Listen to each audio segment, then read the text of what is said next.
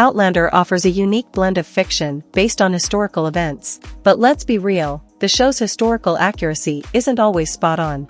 While the romance is the main draw for many, the action, drama, incredible acting, and brilliant writing keep us hooked.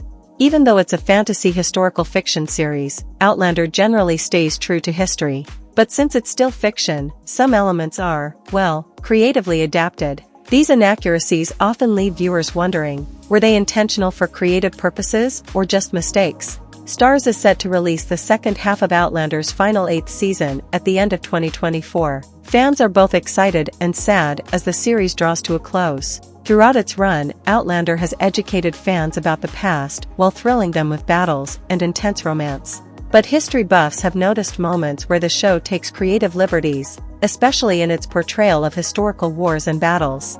The castles depicted in Outlander are not CGI creations, miniatures, or stage sets.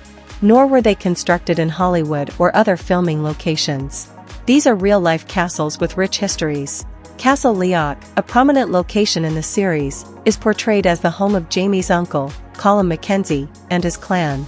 This medieval castle is actually Doune Castle in Perthshire, built in the late 14th century by Robert Stewart, the Duke of Albany. The Battle of Culloden was a significant event both in the Outlander series and in history. Bonnie Prince Charlie led the Jacobites into this infamous battle, which resulted in the loss of many Scottish lives. The battle occurred on April 16, 1746, and ended with the British government forces, commanded by the Duke of Cumberland, decisively defeating the Jacobites. The Battle of Culloden lasted less than an hour and marked the end of the 1745 uprising. Outlander's portrayal of the Battle of Culloden was historically accurate, apart from the inclusion of fictional characters. It was a brutal conflict that the Jacobites lost swiftly. Not all Outlander fans might know that Jamie Fraser's character is loosely based on a real-life Jacobite soldier who survived the Battle of Culloden. Author Diana Gabaldon mentioned that she developed Jamie after reading Prince in the Heather by Eric Linklater.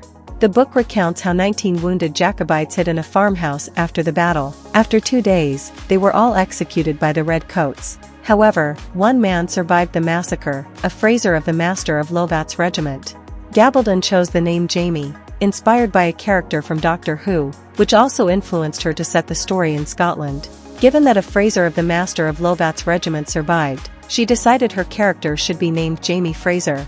One of the more intriguing characters in Outlander is Jamie's eccentric relative, Lord Lovat, introduced in Season 2. Simon Fraser, also known as the Old Fox, was a real historical figure and the 11th Lord Lovat.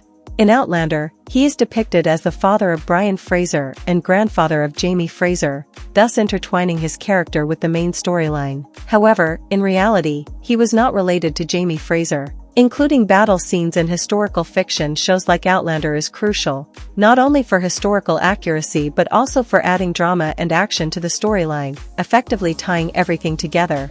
One of the best battles depicted in the series is the Battle of Prestonpans, a rare Jacobite victory in contrast to the tragic Battle of Culloden. In Outlander, Claire is depicted as a World War II nurse who travels through the standing stones at Cray na Dun, appearing in the aftermath of the war's end. The series portrays a swift return to normalcy following the war's conclusion. But in reality, the post-World War II era was marked by significant challenges and adjustments. After World War II, there was a prolonged period of instability characterized by economic difficulties and massive national debt. It wasn't until around 1947 that conditions began to stabilize and return to a semblance of normalcy. The depiction of a quick return to normal in Outlander was likely tailored to suit the story's needs rather than strictly adhering to historical accuracy. This adjustment allowed the narrative to focus more swiftly on Claire's journey and the unfolding events in the series. Season 8 will primarily draw from Gabaldon's 9th book, Go Tell the Bees That I Am Gone, suggesting significant roles for Sophie Skelton as Brianna and Richard Rankin as Roger, integral characters to the plot. From the epic battles to the intricately recreated costumes and the mystical standing stones, the series has woven a rich tapestry of storytelling. Share your thoughts in the comments below, and don't forget to like and subscribe for more updates.